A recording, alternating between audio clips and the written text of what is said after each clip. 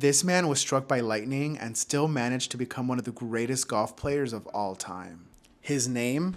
Lee Trevino. He wasn't just born into country clubs. It was with sheer talent, charisma, and grit that Trevino rose to become one of the sport's most legendary figures, winning 6 major championships and opening doors for future Latino golf players. Historically, golf has been dominated by white upper-class players, so it wasn't exactly the obvious path for a Mexican-American kid from Texas. Trevino, who was born in 1939, grew up poor and worked in the Texas cotton fields at the age of 5. But he lived near a country club where he'd also collect stray golf balls that flew over the fence and sell them back to the golfers.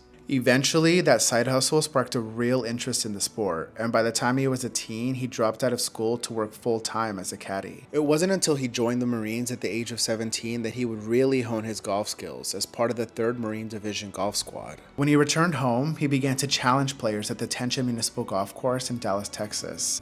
He ends up, getting some kind of status as being pretty good, but he's still like shining shoes, getting balls, but also playing for money and getting kind of noticed. In 1966, with some support, he ends up going to the U.S. Open. Now, the U.S. Open is open to all players if they qualify. That first year, he tied for 54th place, and the following year, he shot all the way up to 5th. And by 1968, he won the entire thing against the great Jack Nicklaus. Trevino beat Nicklaus again in 1971 in one of the most thrilling showdowns in golf history, becoming one of the few golfers ever to win 3 national titles in a single season.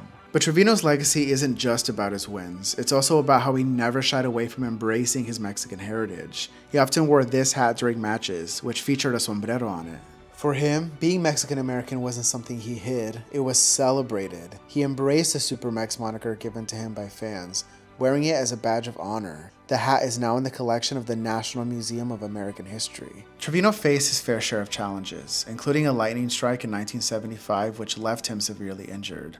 But at the end of the day, his resilience became an inspiration for anyone who's ever had to fight for their place in the world.